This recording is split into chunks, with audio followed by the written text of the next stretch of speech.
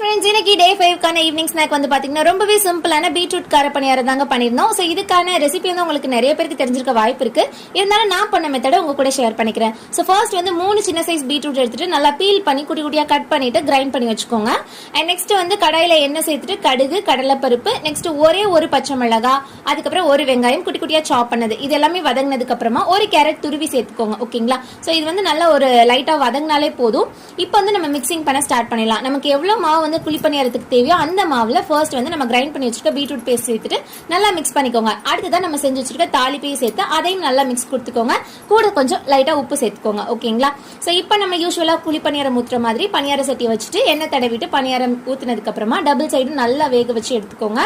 So இப்போ டேஸ்டியான beetroot கார பணியாரம் ரெடி ஆயிடுச்சு. இதுக்கு சைட் டிஷ்ஷா வந்து பாத்தீங்கன்னா தேங்காய் சட்னி தாங்க வச்சிருந்தோம். இன்னைக்கான ஈவினிங் ஸ்நாக் அவ்வளவுதான். சூப்பரா ஹெல்தியா வந்து ஒரு ஸ்நாக் வந்து பண்ணி சாப்பிட்டுட்டோம்.